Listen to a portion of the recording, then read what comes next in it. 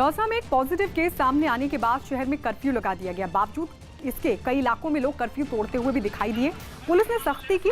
Police के जवानों ने जहां भी भीड़ को देखा लाठियां भांजकर लोगों को घरों तक भेजा।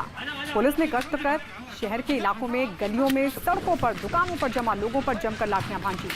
हिदायत दी गई कि वो घरों से ना निकले। ये देखिए तस्वीरें। अब पुलिस को ये करना पड़ रहा है क्योंकि लोग नहीं मान रहे हैं। लोगों से लगातार ये अपील की जा रही है कि आप घरों के अंदर मौजूद रहें। बावजूद इसके लोग इधर उधर घूमते हुए दिखाई दे रहे हैं। और सबके बीच ये तस्वीर हम आपको दिखा रहे हैं राजस्थान के दौसा की, जहां पर पुलिस ने ऐसे लोगों पर जमकर कार्रवाई की। उन पर लाठियां भांजी गई। जो लोग दुकान पर खड़े थे, घर के बाहर खड़े थे, उन सबको घरों के भीतर धकेल दिया गया। लगातार अपील का भी लोगों पर असर नहीं हो रहा। ये देखिए दुकान पर किस तरीके से बेवजह लोग खड़े हुए दिखाई दे रहे हैं। सड़कों पर घूम रहे हैं, गलियों में घूम रहे हैं, अपने घरों के बाहर खड़े हैं। और ऐसे लोगों को पुलिस ने अब इस तरीके से सबक सिखाने की ठान ली है। कई जगहों पर लाठीचार्ज किया गया और उनमें से एक राजस्थान का दौसा भी है।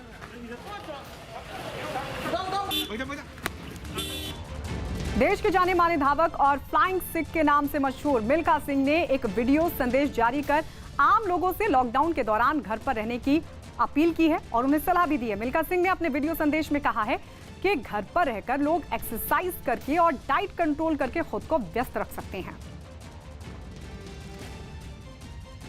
तबलीगी जमात के प्रमुख मौलाना साद ने क्राइम ब्रांच के नोटिस का जवाब दिया है। अपने जवाब में मौलाना साद ने कहा है कि वो सेल्फ क्वारंटीन में है और फिलहाल मरकज बंद है। मरकज खुलने के बाद क्राइम ब्रांच के बाकी 26 सवालों का जवाब दिया जाएगा।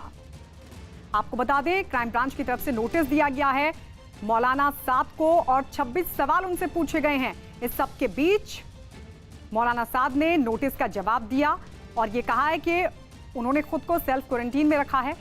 मरकज बंद है, जब मरकज खुलेगा तो फिर क्राइम ब्रांच के जो 26 सवाल हैं जो पूछे गए क्राइम ब्रांच की तरफ से, उन सवालों का जवाब दिया जाएगा।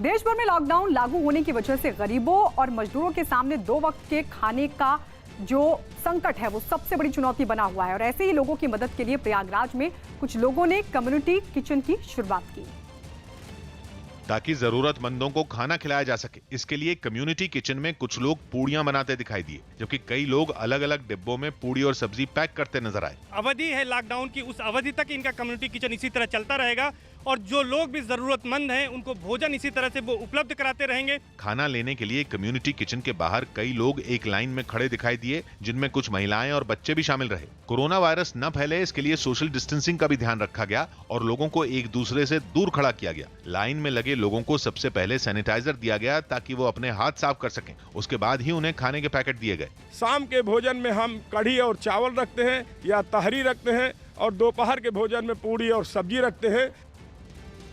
यूपी के गोंडा में लॉकडाउन की वजह से घरों में कैद कुछ बच्चों ने लोगों को जागरूक करने की कोशिश शुरू की। इन बच्चों ने मोबाइल पर कोरोना से बचाव के लिए सावधानी बरतने की सलाह देते हुए वीडियो बनाया है और उसे सोशल मीडिया पर भेजकर लोगों से सुरक्षित रहने की अपील की है।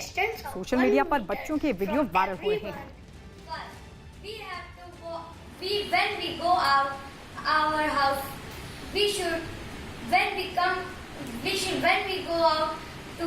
Public places we should be.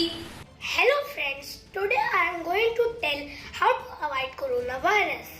We should always wash our hands till 20 seconds. We should keep. Corona virus से जुड़ी बड़ी खबर मिल रही है मुंबई से। मुंबई में कोरोना की रोकथाम के लिए लागू लॉकडाउन के दौरान ड्यूटी पर तैनात एक हेड कांस्टेबल में कोरोना की पुष्टि हुई है। इतना ही नहीं, हेड कांस्टेबल की पत्नी और उनके बच्चों में भी कोरोना के लक्षण दिखने के बाद उन्हें क्वारंटीन कर दिया गया है। तो पत्नी और 2 बच्चों को भी क्वारंटीन किया गया है। हेड कांस्टेबल में कोरोना होने की पुष्टि हुई है और इस सबके बीच पुलिसकर्मी और उसके परिवार को क्वारंटीन कर दिया गया है।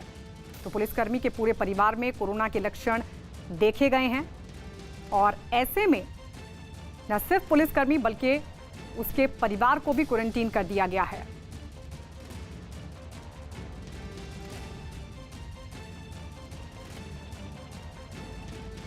कोरोना वायरस की वजह से लागू किया गया लॉकडाउन अगर लोगों को घरों में रहने को मजबूर कर रहा है तो इस लॉकडाउन ने उन बेजुबान जानवरों की मुश्किलें जरूरत से ज्यादा बढ़ा दी जो राहगीरों पर ही निर्भर रहते हैं।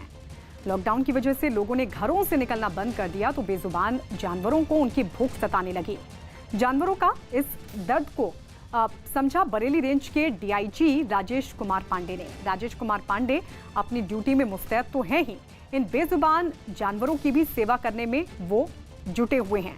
राजेश कुमार पांडे का एक वीडियो सामने आया है जिसमें वो बंदरों को खाना और चने खिलाते हुए दिखाई दिए।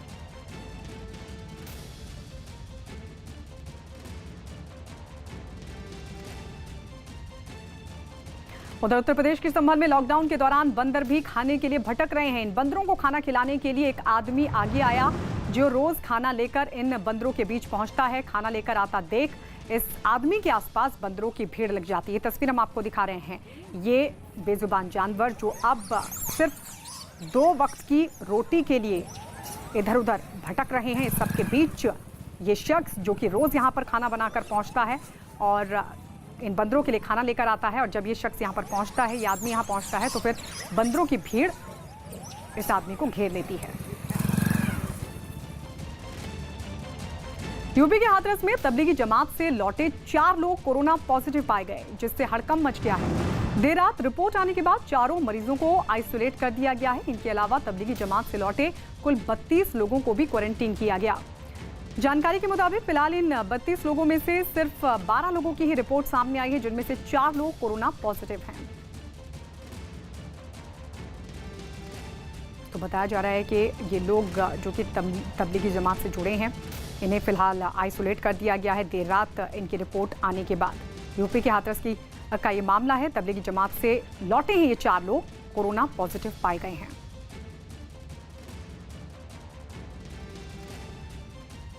यूपी के बागपत में कोरोना का दूसरा मरीज मिला, जिसे आइसोलेशन सेंटर में भेज दिया गया है।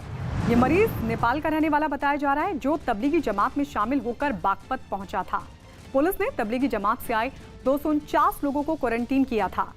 इसमें से 7 लोगों में लक्षण पाए गए। 2 दिन पहले ही इनके सैंपल भेजे गए थे, जिनमें एक की रिपोर्ट आ चुकी है। बाकी 6 लोगों की रिपोर्ट का प्रशासन इंतजार कर रहा है। और अब बात जम्मू की, जहां पर आपको बता दें, दरअसल मामला सामने आया है। जम्मू में कोरोना वायरस को लेकर प्रशासन की तरफ से भी लगातार अपील की जा रही है। और इस सब के बीच जम्मू में इलाज के बाद जब एक महिला लौटी, तो उसके बाद उसका किस तरीके से स्वागत हुआ, ये तस्वीरें हम आपको दिखा रहे हैं। महिला और उनके परिवार वालों ने अस्पताल प्रशासन का आभार तो जताई ही, 20 दिन के इलाज के बाद ये महिला अपने घर लौटी। परिवार वालों ने हाथ हिलाकर मेडिकल कॉलेज के डॉक्टर, दूसरे स्टाफ का आभार जाहिर किया।